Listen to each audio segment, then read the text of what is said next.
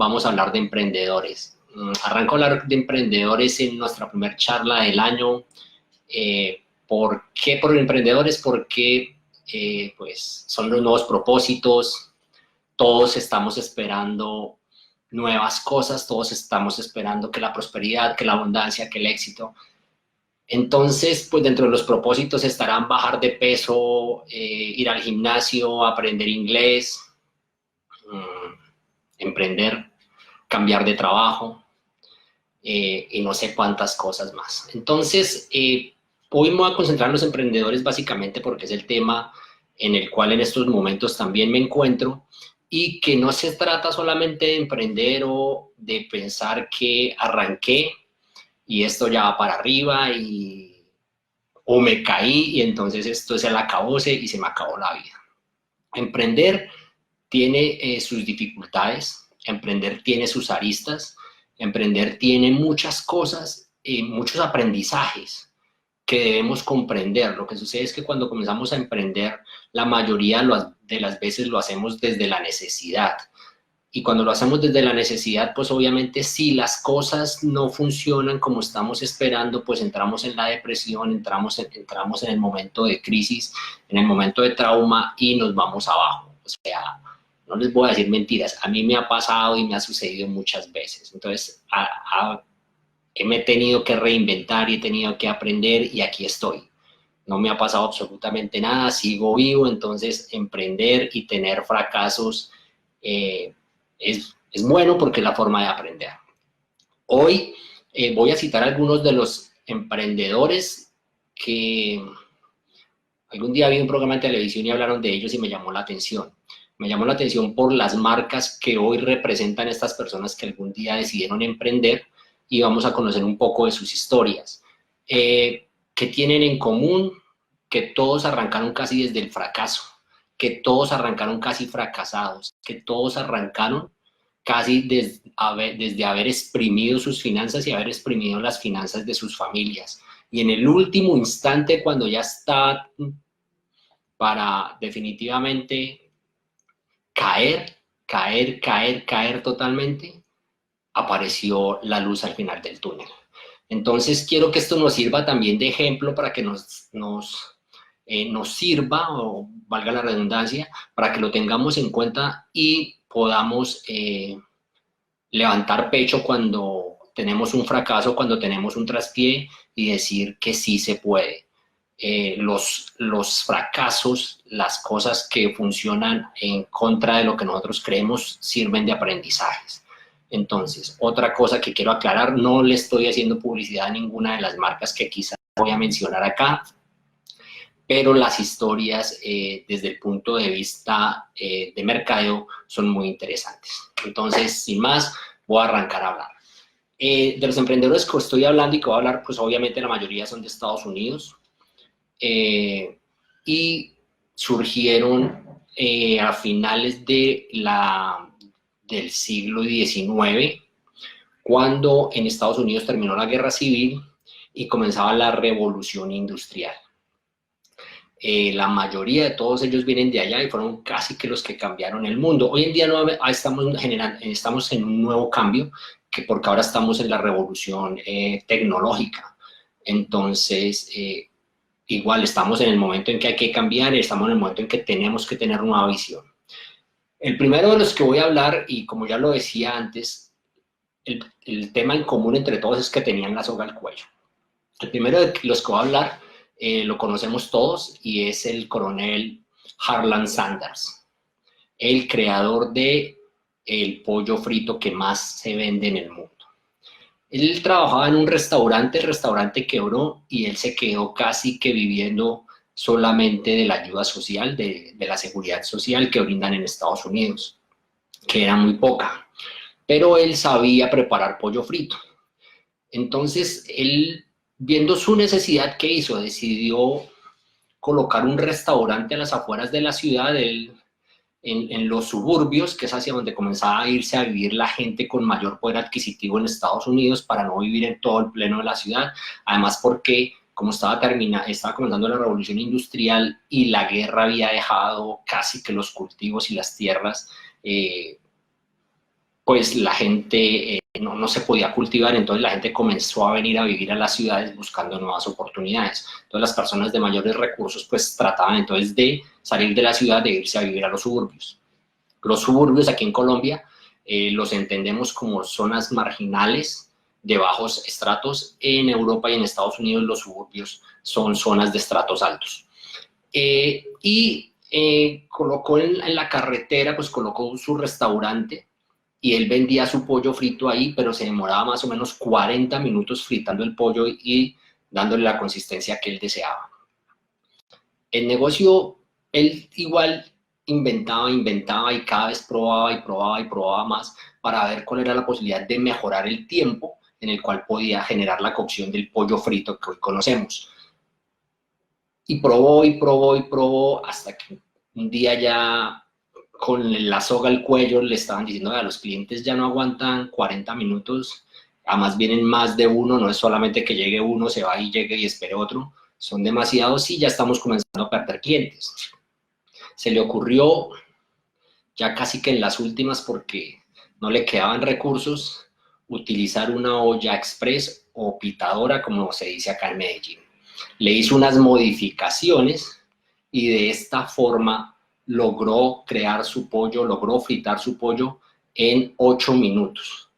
De aquí, con la fórmula que él había diseñado y que él había creado, logró, después fue a un solo restaurante en Kentucky, solamente uno le compró la fórmula para poder vender su pollo frito en 8 minutos y la pitadora tenía que tener las especificaciones que él había diseñado, porque si no, pues el pollo era un desastre. Y ahí, hoy en día, tenemos una marca que se llama Kentucky Fried Chicken, que es la que más pollo frito vende alrededor del mundo.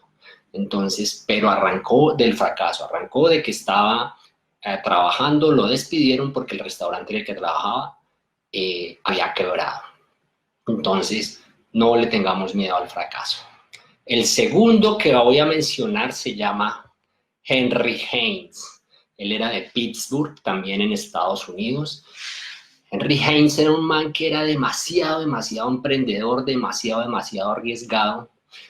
Y en 1885 a él lo llevaron a la cárcel porque había creado una compañía en la cual había producido más productos de los que se vendían. Entonces, ¿y por qué producía más productos de los que se vendían? Porque el tipo era un innovador y él fue una de las primeras personas que creó productos empacados. Pero en Estados Unidos y en el mundo, como era la era agrícola, entonces casi que nadie comía productos empacados. Entonces no se vendían. Todo se comía directamente del campo. Pero adicionalmente que se comía directamente del campo, los productos tampoco tenían la mejor calidad, porque en ese entonces pues no había refrigeradores, entonces la gente se comía lo que venía del campo como venía. La carne era pues un desastre total. Hola Jenny, qué gusto verte. La carne era un desastre total, la carne se ponía casi verde, la carne sabía asqueroso y así se la comían. Entonces este señor Henry Heinz comenzó a crear productos empacados, pero su gran fracaso fue que no tuvo cómo, no se oye, espérame, no se oye en ninguna parte. Ahora sí se oye, cuéntame. Ya le subí el volumen aquí al celular. Ahora sí se oye. Después viene Henry Heinz con sus productos y él decidió que tenía que mejorar, que ya después de salir de la cárcel él estaba empeñado y total y absolutamente empeñado en que tenía que generar una compañía innovadora. Un día se sentó, estaba cenando con su familia, con su hermano y con su cuñada, después de haber exprimido a toda la familia económicamente, y estaban comiéndose una carne esas que les digo, total y absolutamente horrible. Eso era verde, eso no se sabía de qué color era. Y en Estados Unidos importaban unas salsas de Japón y se les echaban a la carne para que supiera diferente, para que se las pudieran comer. La salsa era de nuez y era algo amarga, Y este señor un día cenando con su familia, vio la salsa y ahí encontró su oportunidad. Después comenzó nuevamente a generar pruebas con una salsa a base de tomate. Y le mezcló y le mezcló y le mezcló cosas hasta que por fin encontró el producto que él deseaba. Pero su familia estaba casi que igual. Toda su familia, sus parientes, sus papás, sus hermanos, todos estaban casi que en la ruina por todos los inventos de este señor. Creó el superproducto, pero nadie le creía porque él quería crear un producto masivo y no había cómo tener una fábrica para crear este producto y no le creían, no le creían en lo absoluto. Finalmente los convenció, lograron pedir créditos en los bancos, les creyeron, creó su fábrica, pero además fue el primer innovador. Fue el primer innovador en dos cosas. Uno, como la comida era tan, voy a decirlo acá, tan maluca, porque todo se comía del campo y los productos procesados no se consumían muy poco, él decidió empacar su salsa de tomate, Heinz, en un frasco de vidrio para que el producto se pudiera ver y que la gente viera que el producto que se estaba comiendo, que estaba consumiendo era de buena calidad, porque los productos que se consumían eran de muy, muy mala calidad. Jairo, qué gusto verte, me encanta. Tiempo sin saber de ti, amigo. Entonces, los productos eran de muy mala calidad. Entonces, este señor colocó la salsa de tomate en un envase de vidrio. Después de que comenzó a tener éxito vendiendo sus productos, en Pittsburgh y en toda la zona de Pittsburgh, él decide crear una gran fábrica. Y la gran innovación que le hizo a la gran fábrica, y en ese entonces pues era la revolución, es que fue el primero que utilizó la electricidad para mover la maquinaria, para hacerla funcionar. Algo que tampoco nadie le creía, pero a este señor le debemos que haya creído en la electricidad y que la haya puesto al servicio de la revolución industrial y lo que hoy llamamos en día fabricación en masa. ¿Por qué? Porque al tener máquinas que funcionaran, pues hacían el trabajo de las personas mucho más sencillo. A este señor le debemos una parte de esas.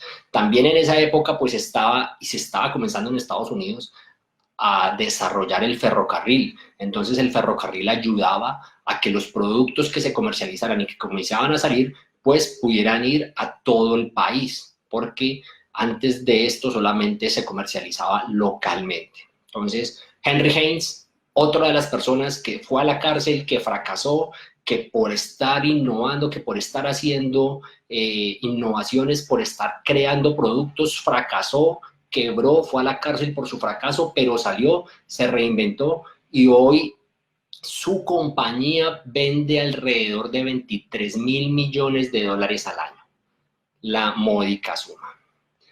Voy a hablar de uno que todos conocemos, conocemos la marca.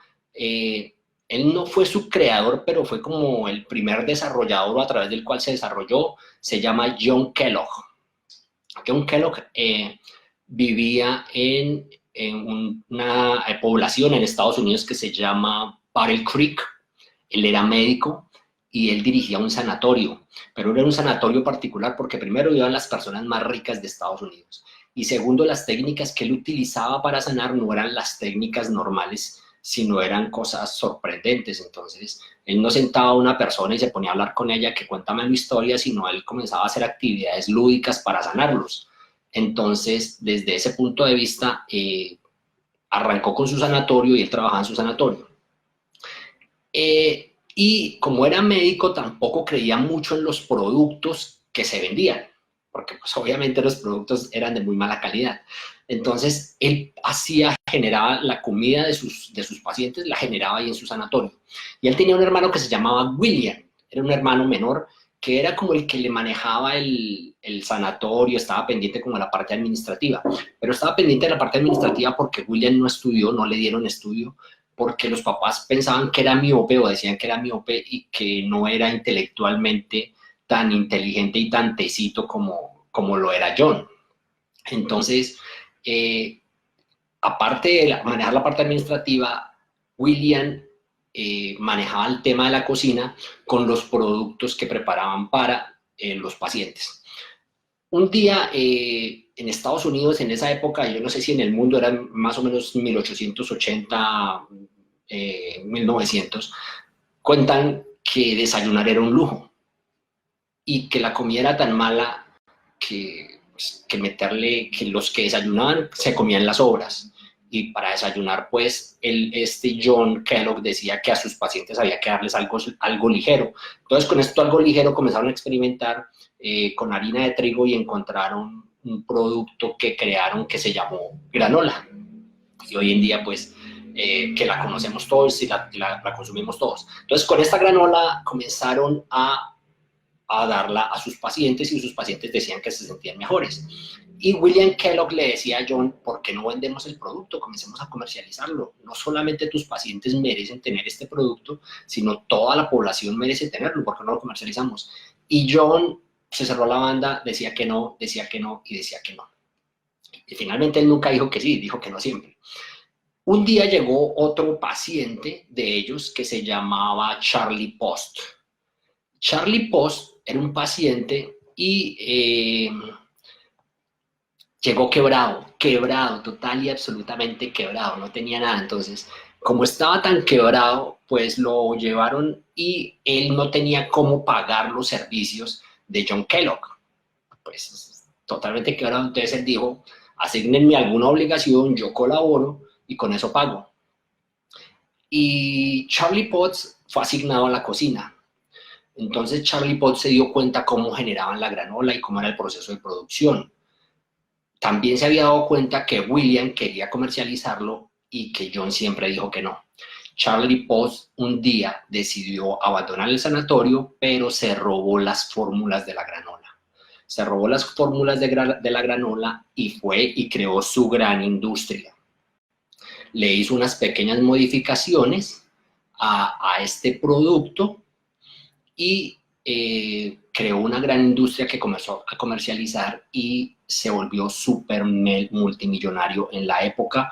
Cogió la granola, le hizo algunas adaptaciones. La granola, como John Kellogg era médico, no permitía que se le colocaran muchos aditivos al producto. En cambio, Potts cogió el producto y le agregó azúcar, un azúcar de uva y con otras mezclas, y comenzó a mercadearlo como el Grape Nuts para el desayuno. Y en ese entonces, pues decían, como ya provenía de un sanatorio y era súper bueno, decían, no, este es el superproducto. En la publicidad se colocaba que era el producto que sanaba, que era el producto para los enfermos, que era el producto que sanaba todo, que se podía desayunar, y este man le fue muy bien. William Kellogg veía con resentimiento cómo le habían robado sus fórmulas y había otra persona que era multimillonaria con el invento casi que de él. Entonces, algún día se incendió el sanatorio. Se incendió y pues no sanatorio, no cocina, no pacientes, no nada. Entonces John Kellogg le dijo al hermano, ¿sabes qué? Me voy y me voy a llevar tus fórmulas. Le pagó algún dinero, no muy alto, pero se llevó sus fórmulas y unos días antes de que se hubiese quemado el hoyo, unos días o unos años, en algún momento antes de que se hubiese quemado el sanatorio, por algún error de William, dejó los productos en la noche, los dejó por fuera, la granola, y cuando al otro día fueron a procesarla, pues la consistencia era diferente. Y cuando la estaban moliendo en los rodillos, salió un producto totalmente diferente a la granola y le salieron unas hojuelas que hoy en día llamamos cornflakes.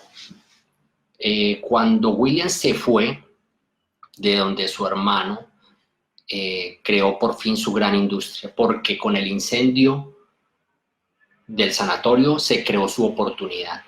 Y era la oportunidad de poder ser la persona que él deseaba ser, crear su propia fábrica. Creó su propia fábrica. Entonces ya con hojuelas, él mismo diseñó los rodillos con los cuales su empresa o su fábrica iba a comenzar a procesar el maíz para que se generara la hojuela. Él mismo la creó, él mismo la pidió y la solicitó a las compañías de manufacturación del acero, del hierro, no sé cuál era exactamente el material. Y estaba comenzando a ir muy bien y ya estaba comenzando a exportar. Y un día se le incendió la máquina, se le incendió la fábrica. Se le incendió la fábrica a John Kellogg, a William Kellogg, perdón. William en lo primero que pensó fue en salvar a sus empleados. Y sacó y salvó y corrió, entró y sacó y salvaron a todos los empleados, pero la fábrica quedó totalmente destruida. Total, estaba de ceros. Él decidió llamar a la compañía manufacturadora de los procesos, de las máquinas para procesar, diciéndoles pues que él era el cliente y que qué garantía le podían dar. Y ellos le dijeron, no hay ninguna garantía. Mira, nosotros ya somos clientes tuyos, queremos saber si nos puedes dar nuevamente unas máquinas para poder arrancar de nuevo. Y resulta que esta compañía les cobró el precio más alto. Y William Kellogg le decía, pero si nosotros somos clientes, somos tus primeros clientes y los que confiamos en ti, igual no les creyeron. Entonces, William Kellogg muy inteligentemente cogió a sus empleados y les dijo, de las máquinas, como no tenemos garantía y no nos las van a cambiar, o sea, no nos van a dar unas nuevas, entonces hagamos una cosa, desmonten los rodillos que quedaron buenos de las máquinas y los enviamos allá y que nos los cambien. De esta forma, se los cambiaron y de esta forma comenzó nuevamente, renació, volvió a crear su fábrica y hoy en día tenemos unos cereales que se llaman Kellogg's, que más o menos al desayuno desayunan más o menos 350 millones de personas alrededor del mundo y que genera en ingresos más o menos 13.000 millones de dólares de ingresos al año la compañía Kellogg's. De Charlie Potts, puedo decir que Charlie Potts falleció de cáncer muy joven, como a la edad de 47 años, si no estoy mal. Él le dejó su compañía, no se la heredó a su esposa, se la heredó a su hija, Marjorie Potts. Marjorie Potts era una visionaria, ella no fue pobre, hay que decirlo, Marjorie Potts no fue pobre, Marjorie Potts fue rica, fue millonaria. Entonces ella le dejó la compañía, Charlie Potts le dejó la compañía a Marjorie y Marjorie comenzó como era visionaria, entonces ella decidió comenzar a comprar empresas y comenzar a comprar compañías que procesaran alimentos. Hoy en día las compañías de Marjorie Potts son las que conocemos como General Foods. Y con Marjorie, una de las historias también proviene de otro emprendedor que se llama, ya les doy el nombre, se llama, déjenmelo ver, Clarence Birdside. Clarence Birdside era un mancito que vivía en Canadá y vivía de la pesca y de lo que pudiera matar, porque él vivía por allá en una zona muy alejada, boscosa, entonces vivía de cazar pescados, de pescar, de matar venados, él sobrevivía así. Y un día los pescados y las comidas allá en Canadá pues se conservaban en los bloques de hielo, eso era lo que utilizaba como refrigerador. Y un día él se quedó mirando eso, un bloque de esos y ¡blum! Se le prendió el bombillo, también sin un peso porque vivía cual ermitaño allá en una cabaña y se le prendió el bombillo para los refrigeradores porque uno de los pescados se le estaba dañando. Él volvió a Estados Unidos con la idea de crear los primeros refrigeradores y pues no había tenido mucha aceptación y no tenía mucha aceptación crear refrigeradores porque la gente no comía o no le gustaban los alimentos empacados, procesados y empacados, entonces no tenía mucho éxito. Finalmente él logró construir su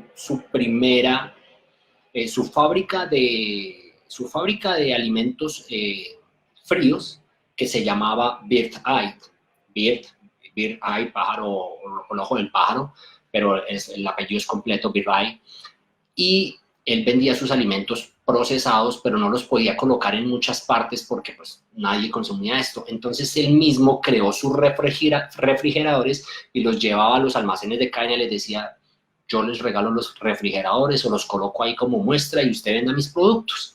Y así se hizo. Y así lo hizo localmente. Pero algún día llegó Marjorie Potts, que era muy visionaria, y le dijo, venga, yo le compro su compañía, ¿cuánto vale? Él le dijo, no, no te vendo mi compañía, te vendo el 75%. Y ella le dijo, yo no vine hasta aquí por el 75% de nada, yo vine aquí por el 100% de todo. Entonces, dígame cuánto vale su 100%. Y este mancito le dio una cifra para que ella le dijera que no, pero Marjorie Potts tenía todo el dinero del mundo. Marjorie Potts le hizo un cheque, le dijo, tú te quedas de gerente, y de esta forma los refrigeradores se volvieron famosos en el mundo, inicialmente pues en Norteamérica, y la comida Bird Eye se vendía por todo el mundo, y hoy en día los General Foods. Entonces, no Marjorie, pero sí su papá Charlie Potts, fue quebrado. William Kellogg fue quebrado y tuvo 2 incidentes que lo hicieron arrancar de cero. Clarence Bird Eye vivía en las montañas sin un peso, vivía del campo, y un día decidió devolverse a emprender a Estados Unidos.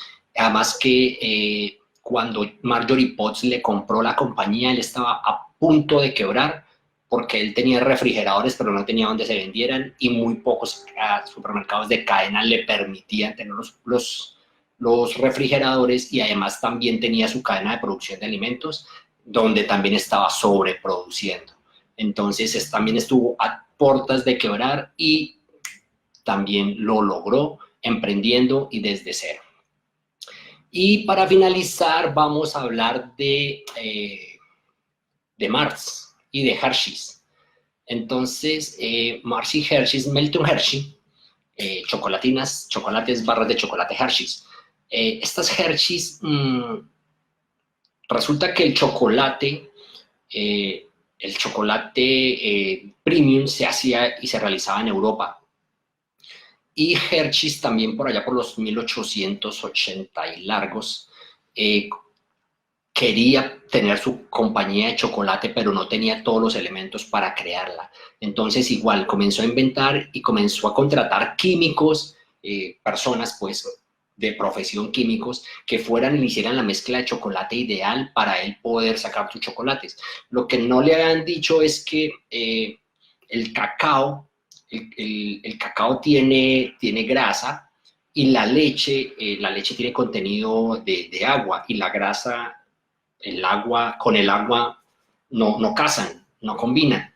Pero el man no importa, el man tenía en su cabeza que su mezcla de chocolate tenía que ser así, una mezcla de leche y una mezcla y cacao, para que se hiciera un chocolate que él deseaba, pero nada le daba resultado, absolutamente nada. Invertía en fórmulas, invertía en recetas, invertía en laboratorios químicos para crear su receta, y nada.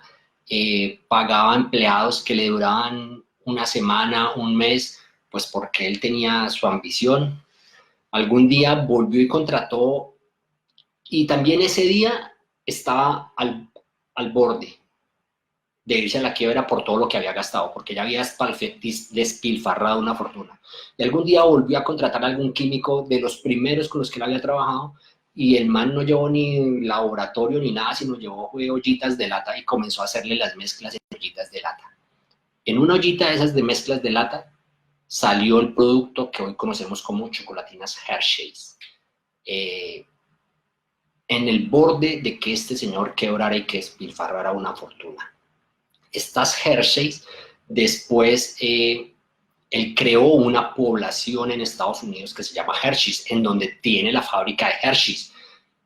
Entonces, comenzó a vender localmente en el estado en donde vendía, y comenzó a vender sus Hershey's. Y después, él no quería encargarse del negocio, contrató un gerente, y el gerente era un gerente de ventas, y contrató al gerente de ventas antes de tener el chocolate. Y el gerente de ventas le dijo, usted me está contratando y todavía no tiene producto. El man le dijo, lo voy a tener. ¿Acepta o no acepta? Y pues los dos muy visionarios, el otro le dijo, sí, yo acepto. Y cuando surgió Hershey's y fue el éxito total, Hershey's le dijo a su empleado, mira, yo no quiero ser el gerente de la empresa, te dejo a ti. Yo tengo una población que cuidar, tengo unos empleados que cuidar, entonces no quiero manejar la empresa, tú te quedas al manejo de la empresa.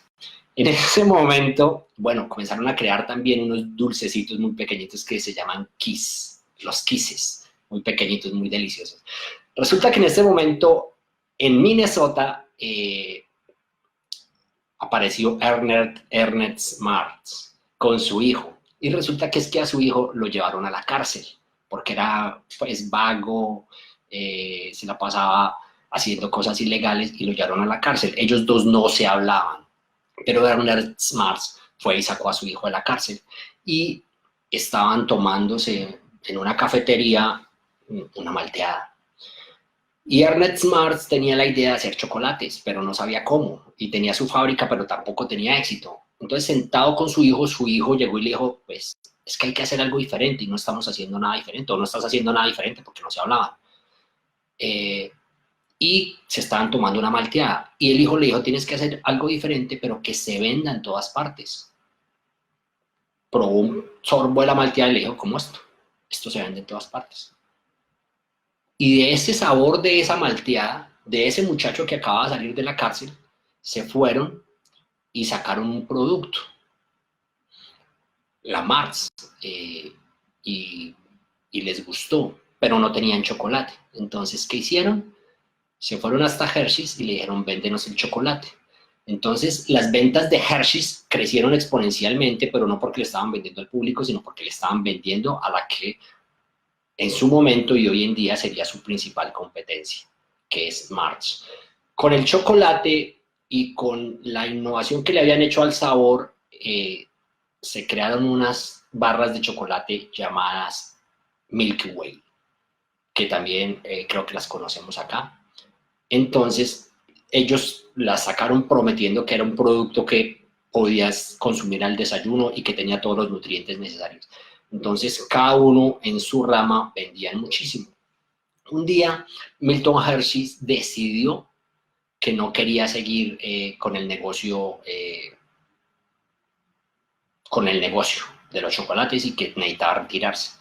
Entonces, iba a vender la empresa o se la iba a entregar, el manejo se lo iba a entregar a otra persona, y su gerente, gran gerente exitoso que esperaba recibir la compañía y recibir todo, pues dijo, este es mi momento, y resulta que no fue su momento porque colocaron a otra persona, lo que a él lo golpeó muchísimo y comienza como cuando trabajas donde no te sientes bien, comenzó a ir a trabajar con desgano.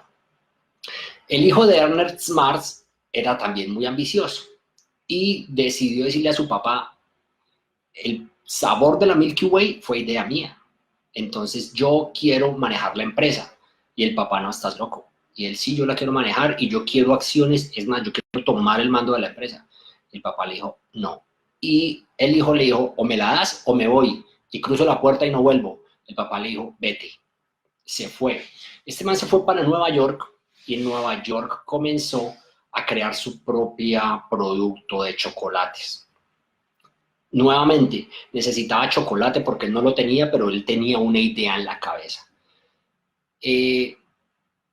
Resulta que se fue entonces a donde el gerente de las chocolatinas Hershey's, no recuerdo el nombre, pero que el señor Hershey no había querido ascender o entregarle todo el poder de su empresa, y le dijo, necesito chocolate para mis productos, ¿qué podemos hacer? Y le dijo, ya todo el mundo vende chocolate, pues, ya le vendí a tu papá que inundó el mercado, tenemos nosotros que vendemos el mercado, y este señor le dijo, no, yo quiero otro producto. Y sacó una bolsita y le mostró la bolsita pequeña y le dijo, prueba estos. Esos chocolates eran la crema de chocolate recubierta de pasta, como como la pasta de un dulce, y te la metías a la boca y se disolvía muy fácilmente. Producto que hoy conocemos como M&M's. No solamente le vendió el chocolate, sino le dijo, yo quiero ser tu gerente de ventas, y se fueron y se asociaron. Hoy en día, tanto Hershey's como Mars, que son Snickers, Milky Way, Twist, hay otros productos que no recuerdo sus nombres, y las M&M's son de los chocolates que más se venden no solo en Estados Unidos, sino alrededor del mundo. Todos han sido emprendedores, absolutamente. Como se han podido dar cuenta, todos en lo que las historias que acabo de contar, todos estuvieron al borde de la quiebra, todos venían de fracasos en otras áreas o en sus mismas áreas, pero en otros empleos, todos tuvieron un gran percance. Y gracias a estas personas, la revolución industrial ha sido parte de la historia de Estados Unidos, de parte de la historia del mundo,